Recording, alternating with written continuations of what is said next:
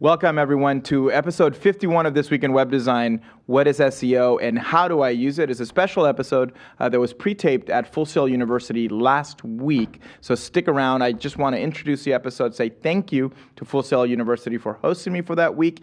If you guys haven't seen the pictures of my semi-vacation there, you can go to josecaballero.tumblr.com. You can see some of the facilities in addition to some of the things that I was doing in Orlando. You could actually see me half naked if you would like. But it was an amazing trip. The people at Full Sail were pretty awesome. The facilities were pretty awesome. Here's an example of that. I was pretty blown away by the physical campus that they have. So I'm excited. I am very grateful, and I had a lot of fun. So stick around for this episode on SEO. But first, I also want to say thank you to lynda.com for their support of This Week in Web Design. Without them, we couldn't do the show. One thing for you guys to note is if you're interested in SEO, you know that this show is not, so if you're watching for the first time, is not a tutorial show. But if you would like to get a tutorial on SEO and you don't want to watch me talk or me interview the team at Full Sail, you can go here and just do a search for SEO on lynda.com, and you can immediately find a lot of content from SEO fundamentals to a lot more detailed SEO content. So remember that lynda.com is not just about software, it's also about business and creative skills. You can find out more at lynda.com/thisweekend. Please go to lynda.com/thisweekend to get a special offer for those of you who want to sign up. Also, just really quick reminding you guys of the Launch Festival that is coming up in the 6th annual Launch Festival in March. I want you guys not to forget about that. If you're a startup, if you're a designer, if you are broke and you don't have the money to attend and pay the $395 for it, you can also apply for a free ticket. It's $1 fee to go to the conference. I'm going to be there. A lot of us in the creative community are going to be there. We're going to have a lot of fun, so really I'm encouraging you to come. So with that, I want to set up and show you guys this episode on SEO. It was taped at Full Sail in their Hall of Fame, and it was a pretty amazing time, and it was a great interview, very in-depth, with a lot of value for those of you who are interested in internet marketing. So with that, we're going to roll our episode. Distribution provided by Cloud Sigma, the cloud that adapts to you. Visit cloudsigma.com/thisweekend for a free $200 credit. Today's episode of This Week in Web Design is brought to you by Full Sail University, offering immersive, fast-paced degree programs both on campus and online, designed for the needs of today's technology media industry. For more information, visit fullsail.edu/thisweekin. Today, what is SEO and how do I use it? We have a very special episode from Full Sail University with a panel of guest experts. We're going to demystify what the heck is SEO? How do I use it for my business? How do we collaborate between different members of a team? Stick around and watch the conversation today.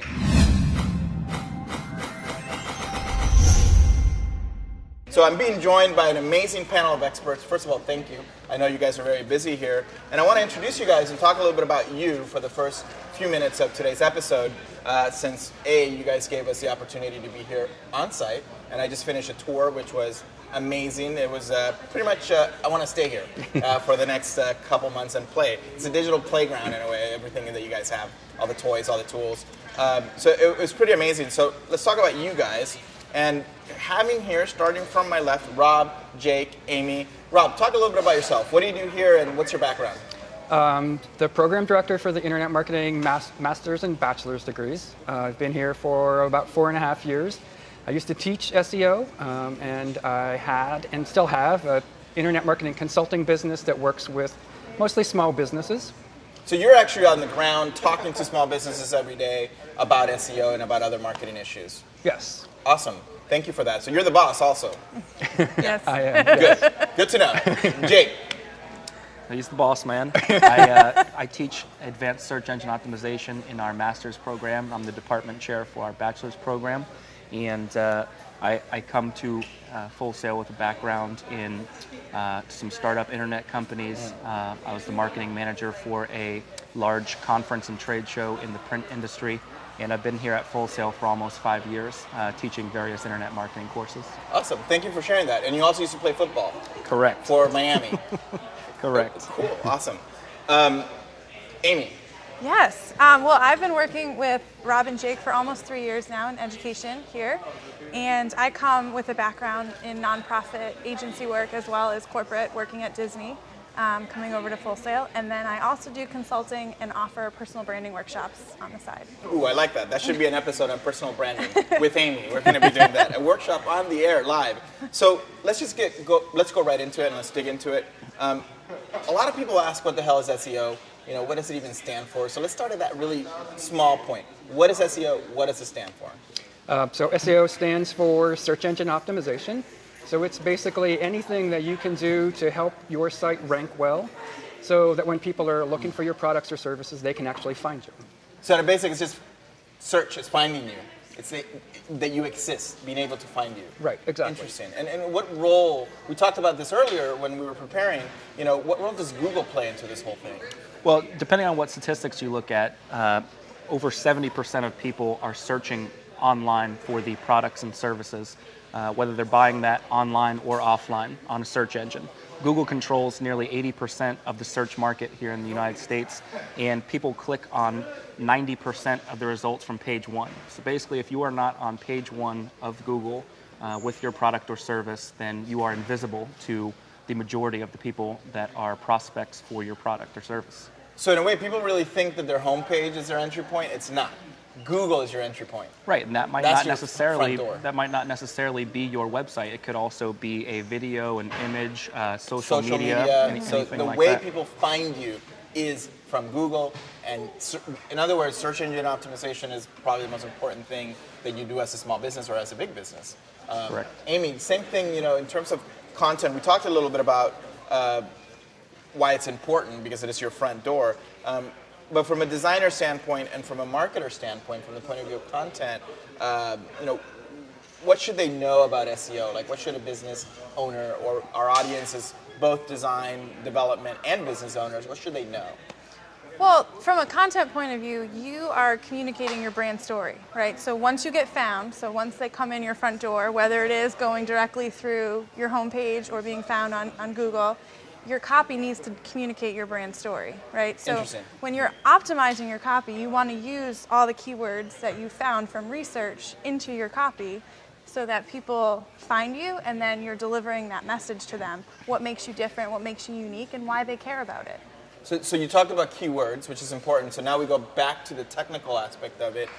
Can you explain to me, and I, again, I'm not an expert in SEO. I know a little bit, enough to be dangerous, but what are keywords? If I'm sitting here at home trying to figure that out, what are they? How do I find out which ones are right? How do I insert them technically into my website?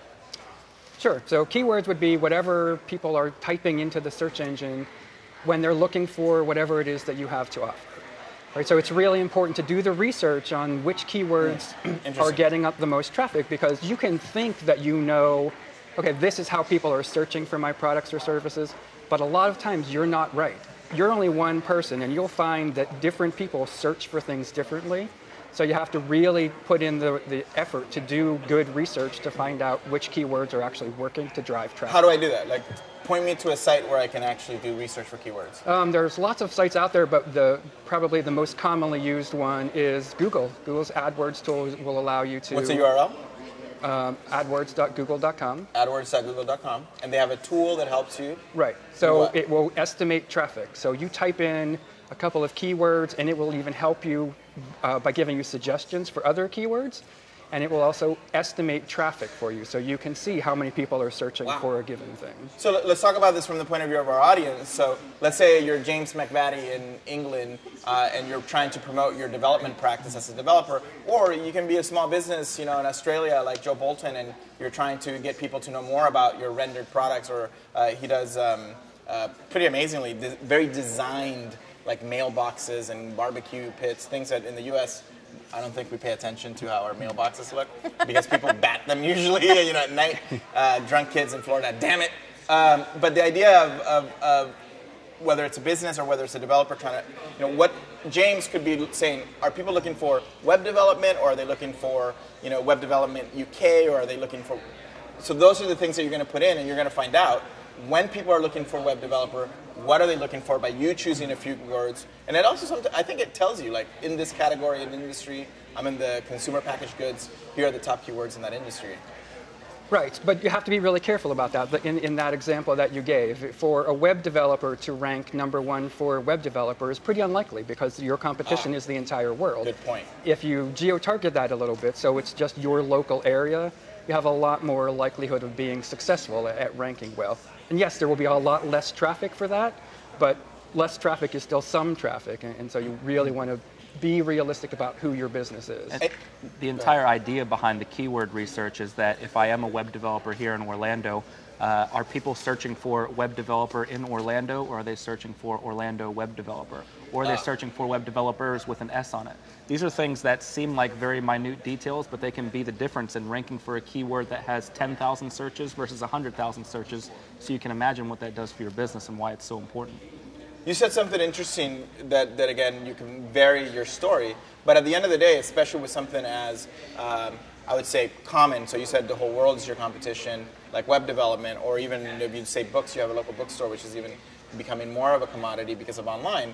It's about your story at the end of the day. So I'm a business, I'm James, I'm a web developer. How the heck do I build a compelling story? Well, he has a compelling story already. You already told it. What was that? You were I forgot what I was saying. talking about what he builds, what he makes, right? Oh, Joe Bolton. Okay, yes. Yeah. Joe Bolton does have a very compelling story. Everybody has that. Interesting. Everybody has a fire, energy, and passion for what they do, right? Otherwise, why would you put all this time and effort into it, right? They just don't communicate it well. Right. So you have to sit back and think, why is it that I do what I do? And a lot of times it's for the end product, which is the impact on your audience. So you're showing your audience this is the impact for you, and it's bringing it together. Having relationships is what the goal of your content is too, right? So we're looking to create these long-term relationships, people that are going to be repeat customers that are going to come back to us. They're going to build that relationship with. They're going to tell other people about us, right? So that they end up going. Our friends go back to Google and start searching for, unique mailboxes. Right? They're going to go and look for that and find us because we've created this amazing brand story online. So in a way, we're going back to that small town. Yeah. It's like you're going almost person to person, and the story is more important than the product, and the uniqueness of it is more important than anything else. So brand creation, narrative, story creation becomes even more important. I want to be able to show Joe exactly how to do it, since he's done a very good job at designing his website with the show. But now let's take it one step further. If Joe was doing his SEO, how does he get started? Let's walk him through, in a way, almost step by step of the things that he needs to do. Where would he start?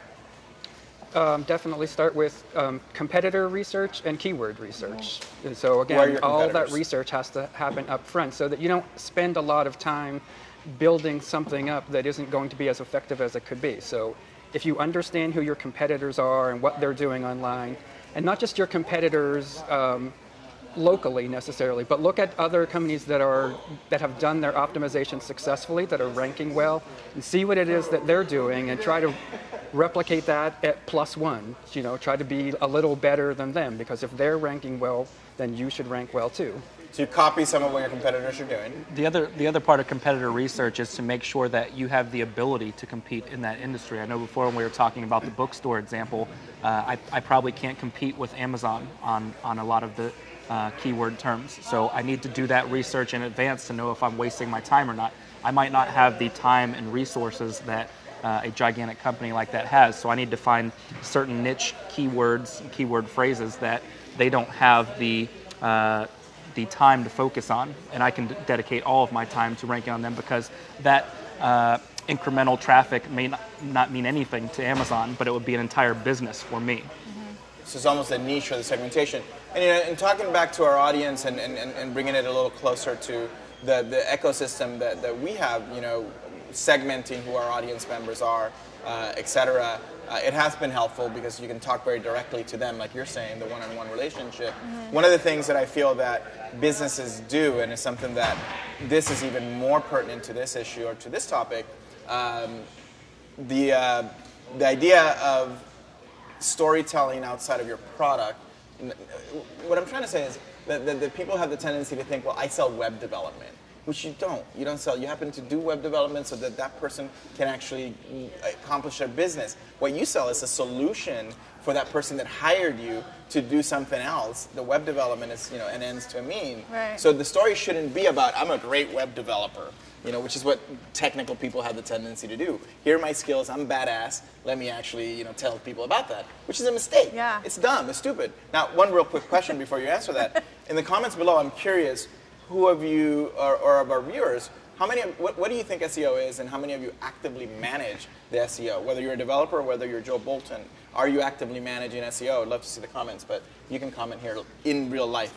Well, I was going to go back for a minute when you were talking about, I want to communicate that I'm a great web developer, but really you're helping people meet their dreams, right? Right. So you want to show what your accomplishments are. So I'm a great web developer, but you want to communicate it as a benefit.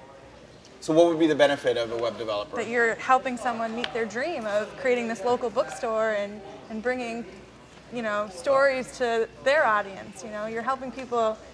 So we got the story. James McVady is working for a local bookstore who's trying to make an impact online, and they're having a hard time.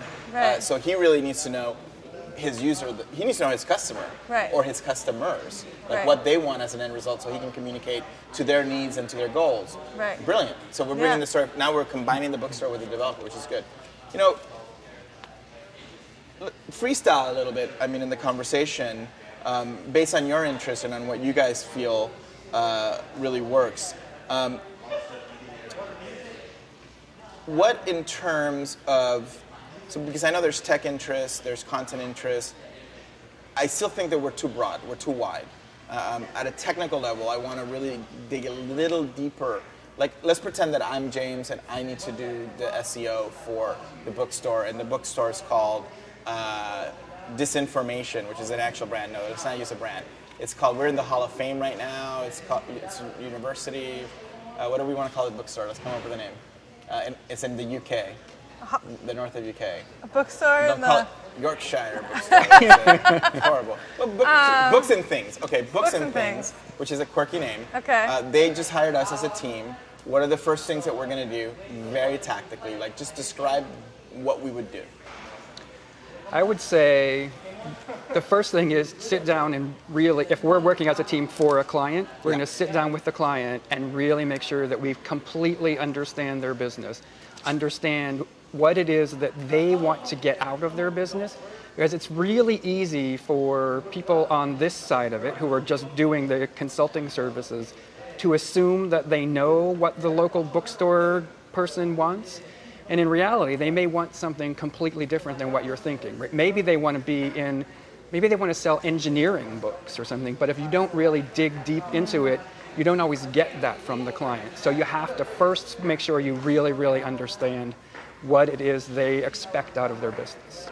So, that is the first step. Right. So now we move next to the technical steps. What would be a technical step that we might do from anyone? Well, I think something that probably drives your audience crazy is when I'm consulting, I'm working with the client, and I tell them I don't necessarily care what the website aesthetically looks like. What it looks You're like. one of those guys. I care the way it works. We hate you. So designers hate you. You can find some pretty terrible looking websites that They make do a a lot really of great money. job, I yeah. mean, And it pisses Craigslist off is probably the worst design website in the ever, world. right? Yeah. But it works for what it's for. It works. So first and foremost, it has to work. And I think it's a very logical step to do the keyword research to find out how people are searching for a product like yours. So an exercise that I would go through with a client is to say, describe your product or service in 2 words, okay? And then expand that out to 3 words, to 4 words, to 5 words. And use these, then plug them into Google keyword tool that we mentioned earlier, and get some feedback and suggestions about how people actually search for it. Do they add the S on it? Do they put the geographically modifying Where term I in am, front of it, the end, and things like that? So once I have this very detailed keyword list, I can take that and start to formulate a sitemap, because every single page I just want to focus on 2 or 3 keyword phrases. So I want to have this overarching theme of the website, so when Google comes to the site, they know this website is about books, this website is about running shoes, okay? And then under this umbrella, I have all of these subsections under this main theme. So if I'm doing a running shoes site, I have the different brands, I have the different uses for the shoes and things like that. And I want to focus each of those on only 2 or 3 keyword phrases so that I can really write good keyword-rich content for each of those pages. Anything to add to that, Amy, in terms of? Well, what Jake was talking about 2 to 3 keywords, right, to focus for the theme. So when Google does index your content, they know that that's what it's about.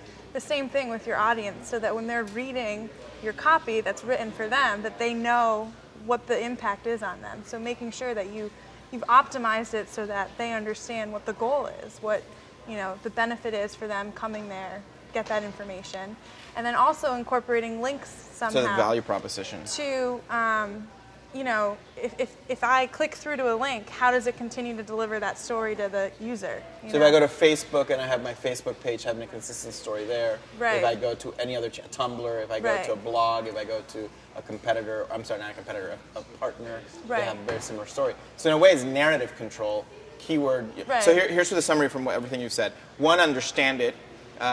2, describe it and identify keywords around it that you can test. It's a deductive reasoning.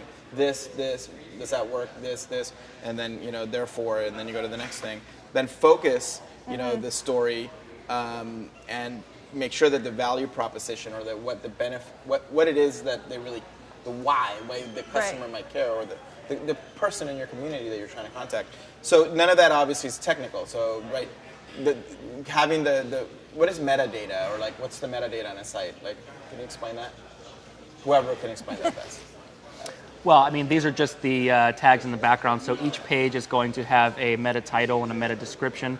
No major search engine takes into account meta keywords any longer. What a meta? So you don't have to worry about not that. Anymore. They used to. It's basically just Meta data means in the broad. background. So basically, if I go to any page, I can, from the web designers, I'm sure they'll know, you can go and click on the source code and look at the code that's generating the page that I see.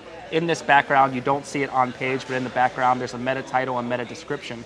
And Google generally pulls that title and description to be your search engine result. So if my title is Jake's Running Shoes in Orlando and my description is come to Jake's Running Shoes store in Orlando, we have the best selection of running shoes in all of Central Florida. Okay, that's what Google is going to show on that search engine results page. So on this page with 15 to 20 results, that's what shows up right after your name. That's what's going to determine if someone clicks on my result versus one of the 20 other. Where do I put that in the code? That is the header tag? Right, that is in the header tag on the source code. In the site. All pages. And you want to have, it's very important to understand that you need to have a unique meta title and description for every single page. Google does not like duplicate.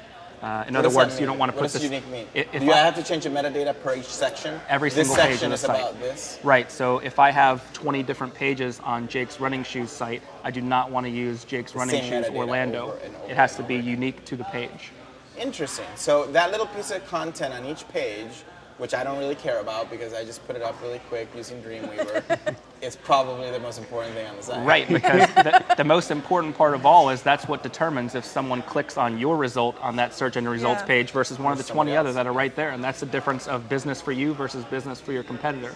So, you're doing 2 things. You're writing for the search engine, but you're also writing for the visitor. It's really walking that fine line of writing it in the way that someone's going to search for it, but also writing it in a way that someone can identify with and choose to visit your site versus someone else's. So for our audience, the idea of the tip there was look at your metadata, write in your header tag, make sure that it's unique per page, and make sure it tells an accurate story of what it is you're providing from a value standpoint.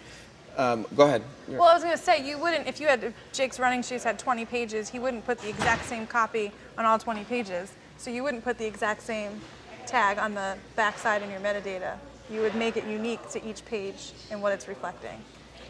Right. So that brings me to an issue that the biggest complaints that I hear, and we were talking earlier about consulting for small businesses, and in a way I think that this show does a service to small businesses because they might not need to pay an SEO. Before you go to hire an SEO firm, you know all the language, you know the keywords. You might not know exactly how to do it, but at least you're comfortable versus you're sitting there going like, what are you robots talking about, and not knowing, which happens a lot. Right. Clients are really scared. And you said something interesting. you said that a lot of your time is spent educating, which is ironic because we're here at Full Sail University, educating your customers. What does that mean, and what do you find out there in the real world? Which funny, a note, total ADD tangent. In my tour, it's kind of hard to distinguish what's real and what's class here. Like, there's like ESPN studios, and they're shooting a real. Is that real or is that a class? Like, I can't tell. But which is a good thing. That's good. That's real, actually, right? That's real. This is real. So I'm forgetting the question. This is real. The question is, what do you see most frequently from your people from your customers, your clients that you're educating? Like, what do they need to know? And Well, I think especially with smaller businesses, they have at least some idea of I need to be able to be found on the internet. They don't have any idea what that means. They don't really know what needs to happen on their website, what needs to happen off their website, and so you have to really explain that to them. But before you can explain that to them, because as an SEO consultant, you're going to need to charge them something, so you're going to have to explain your value proposition to them. So what do I offer to them? Why am I here and you're paying me? Right. So if you consider that the #1 search result in Google gets like 36% of the clicks, and the next 5, which is as much as the next 5 gets. So there's a huge value to being #1, and still value in being numbers 2 through 10 also, but much less value. So everything that you can do to rank higher is value to them. Because, and this is making a big assumption, which is something that we sort of talked about earlier, assuming that when the potential client gets to your website, they see something that they like and they stay there long enough to convert and take the action that you want them to take, then it's worth it. So you, as an SEO consultant, you have to also look at the website and do an analysis of that and say, if I could bring all the traffic in the world to this site, but it's so awful that no one's going to buy anything from you. And obviously, you shouldn't say it like that to a client. Right. No, you can. I like being blunt and honest. Your site is awful.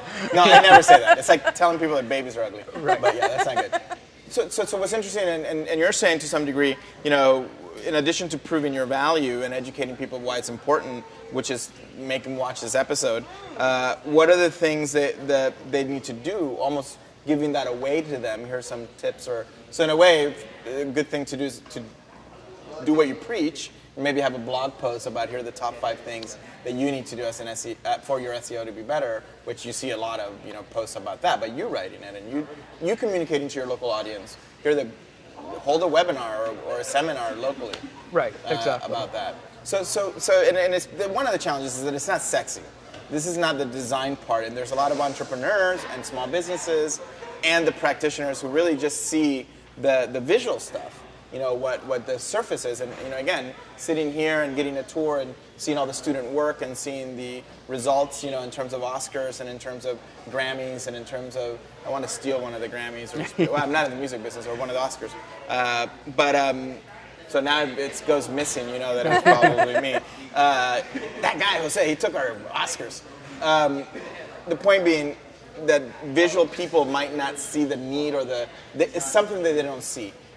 Is there a way to visualize this, or a way to make it really poignant? This story. Well, I'm trying to figure out how to hit our viewers over the head. I think that it all comes down to educating the client. Especially small business owners, they just don't have the time to care about this and to do all the work that's necessary. So oftentimes they don't know what they need until you educate them on why. A good way is to show the search volume for a keyword.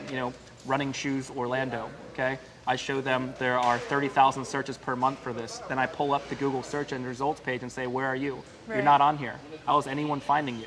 The answer is they're probably not.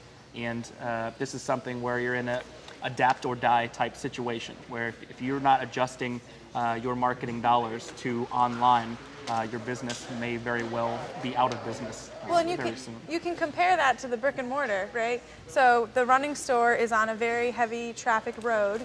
They get a lot of people going by, right? So people come in and they sell a lot of product. Well, online, they've parked themselves in a back alleyway unless they... And nobody sees them. And nobody sees them unless they are ranking for those keywords. That's a good metaphor. You show a picture of somebody in an alley next to a dumpster. Is this you? Are you not? No. And that's interesting because you were going to say something. So I think one of the things that we find with our programs is that a lot of web designers who are very successful at it make beautiful sites and realize it doesn't matter how beautiful my site is if no one ever sees it.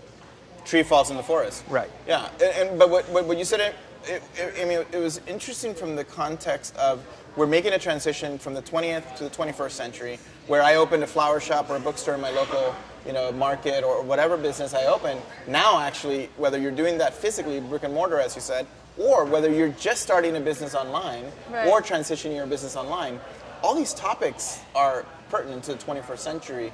And in a way, even though our time is almost up, I wish we could stay here for the rest of the month, just addressing each of these different topics and the whole Swiss Army knife of topics across disciplines that an entrepreneur or a business person, an evil person like you, evil obnoxious, the audience knows what I'm talking about, by the way, so it's not, they're not going to be surprised or think I'm insulting you. Well, I don't think that we should just put it in the bucket of small businesses. I've consulted for some very large businesses that have no idea what they're doing. I mean, I was just on a conference call with a gentleman the other day from a very large company that said, I want to change the URL and the keyword of focus for this web page because in our industry we don't say it like that. And I said, well, click over to the next tab. There's 300,000 searches per month for it.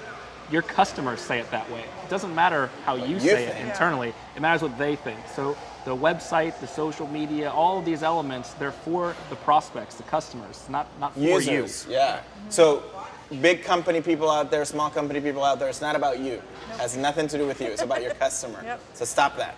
And that's a very common 20th century thing, that everybody thinks about themselves and about their product versus about their user. So as a wrap up here, let's talk a little bit about the theme of interdisciplinary kind of collaboration.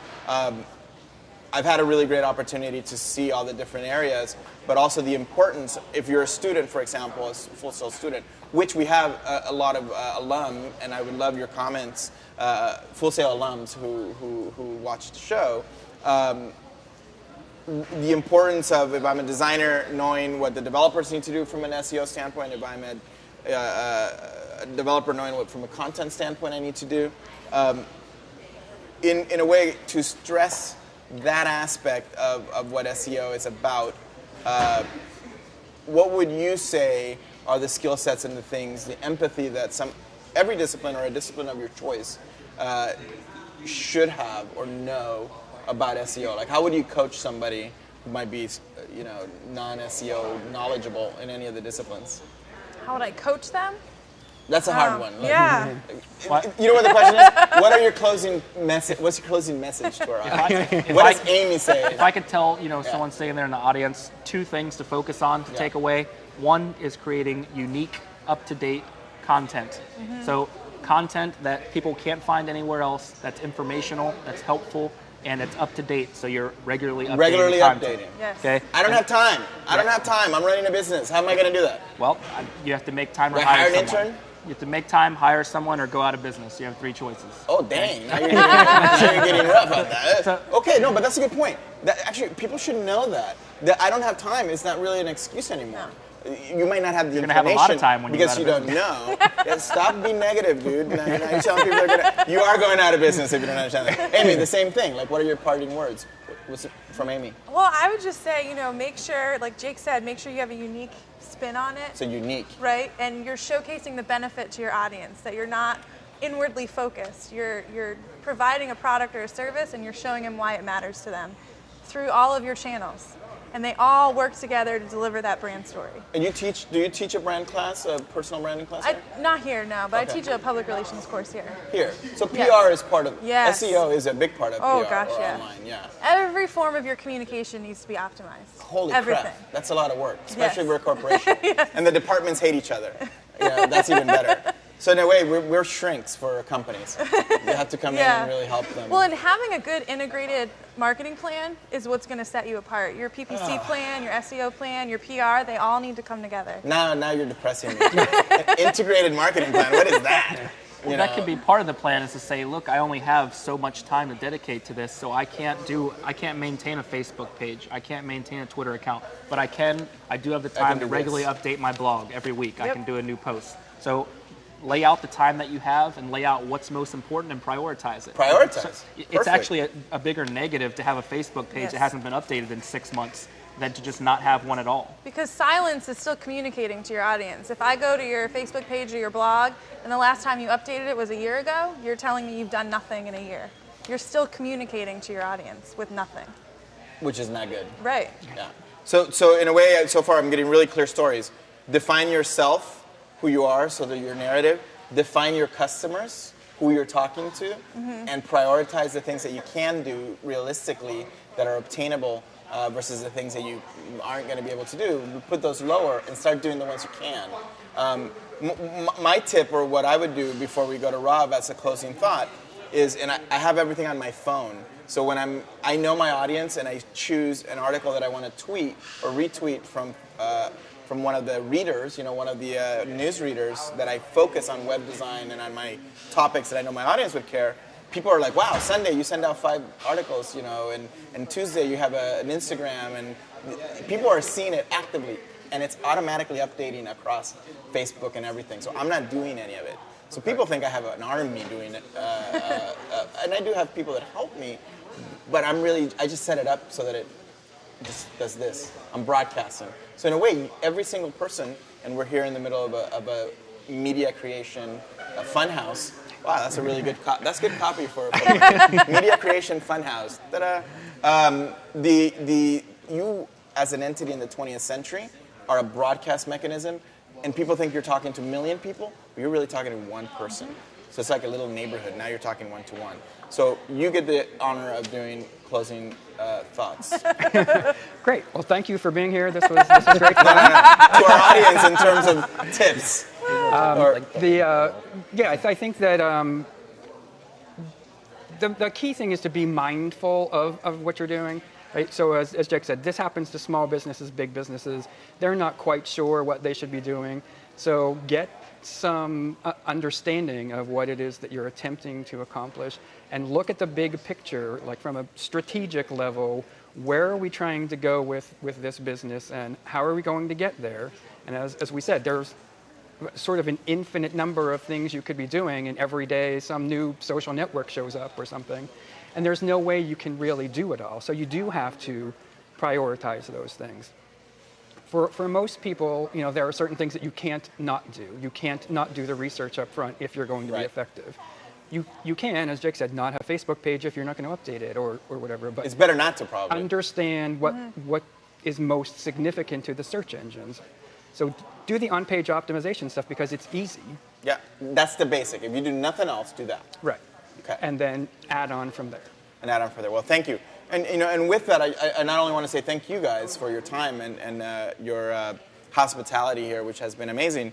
Since this is a special episode and this is a gift for the holidays, and you're probably watching this in your holiday pajamas, somewhere in the UK or somewhere around the world, since our audience is everywhere, or here in the US, in Orlando, you might be here. What I really want to leave everyone with, and something that I've seen here, that in addition to everybody being super nice and really cool, it's been interesting to go from the relationship being I talk about Full Sail as what I know, but very specifically my first introduction was because I was looking to see if there was an internet marketing degree, like specific to all this stuff. And I was in the office that you guys provided for me, and while I was waiting this morning, I was looking through the catalog and seeing all these business classes that are very specific and narrow to these topics, whether it's SEO or online marketing, et cetera, and master's degrees in it.